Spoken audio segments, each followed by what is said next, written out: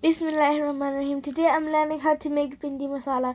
So what you'll need is 1 kg of bhindiya, 2 to 3 medium onions, 2 teaspoons of salt, 3 teaspoons of Bassar curry masala, 1 teaspoon of coriander powder, a half teaspoon of whole spices, mix Garam masala, 1 teaspoon of Mathei, 3 green chillies, 1 tomato, 1 tablespoon of ginger, 1 tablespoon of garlic, 3 tablespoons of oil for the handi, and a half cup of oil to fry the bhindi.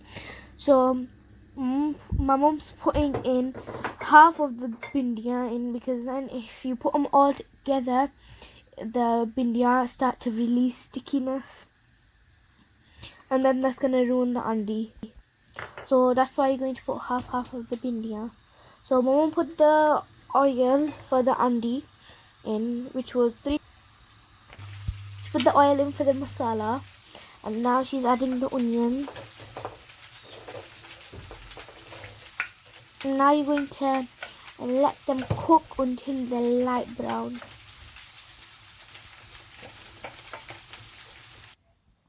So now that they've turned light brown,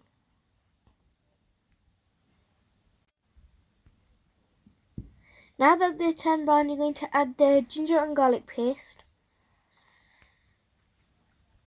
Cook for a little while until they're light brown.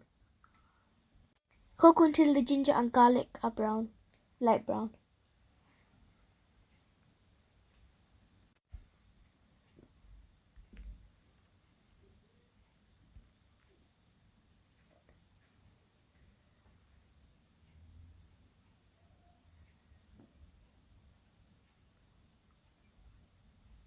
Now she's mixing the bhindiya. So you're going to also, what you're going to do with the bhindiya is that you're not going to mix them like all the time, because then it creates more of a lace. We put them in a fry pan so that the oil burns the lace, because the tomatoes, they also leave the water. So then if you mix them together, that's going to leave more of a lace. It's going to make a bigger lace. So you're going to mix them after like 2 minutes. So now she's taking them out. She's going to fry the rest of the bhindiya now. So you're going to take them out. Make sure you're going to take the oil out of it. So with the strainer or whatever you have at home. So you're going to take that. You're going to take all the oil out of that. And as you can see, the second half is in there. And our ginger paste have turned light brown. So that's ready. And now she's going to add the bassar and the salt. Now you're going to add just a splash of water. So we're going to add just a splash of water, because if bassar is like a dry masala, so if you put like dry masala in oil, it's going to burn it, and if you don't put liquid in it, it's going to burn it. So you have to put liquid in it. So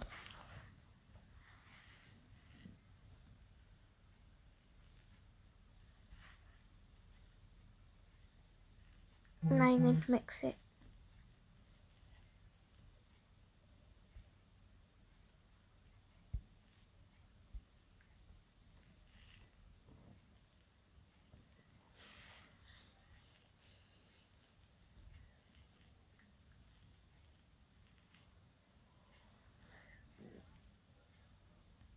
Now she's adding the tomatoes and the chilies. And you're going to cook it for 2 to 3 minutes. So with the tomatoes, you're not going to like proper dissolve it, because you need to see like a little bit of the tomatoes in it. And now she's checking if there's any lace in the bhindiya.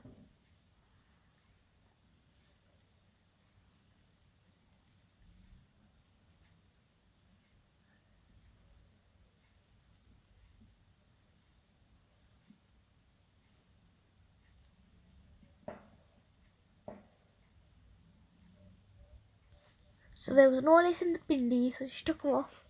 So that was the full batch of bhindiya gone, and now she's going to add the bhindiya into the masala. So you're going to let the bhindiya cook for 2 to 3 minutes, and then after that you're going to add the rest of the masala, and then you're going to let that cook for 2 to 3 minutes, and then after that you're going to add the dhania.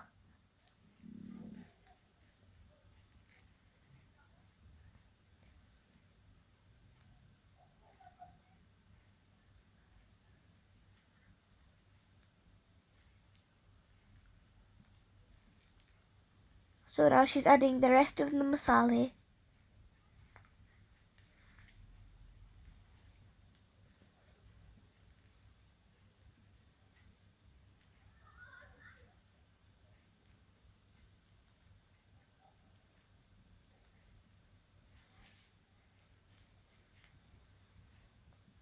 And now you're going to let them cook for 2 to 3 minutes.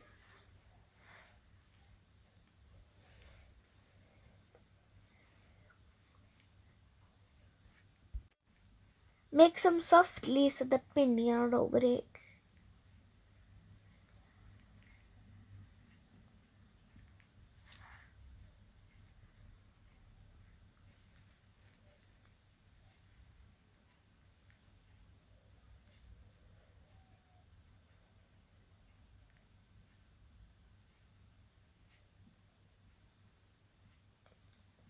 And now she's adding the dhania.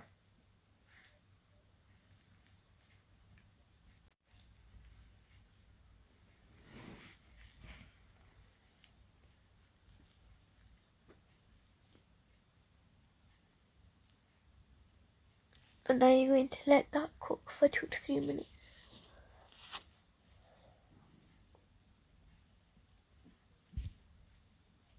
So the heat was on full low.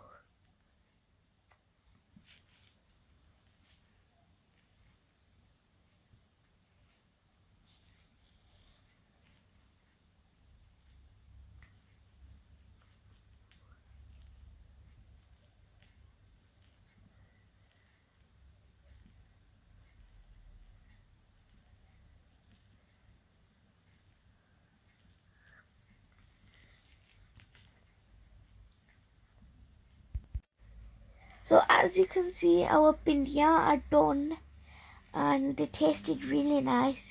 I had them. They're really good. We had roti with it, and we also had jar with it in a different plate.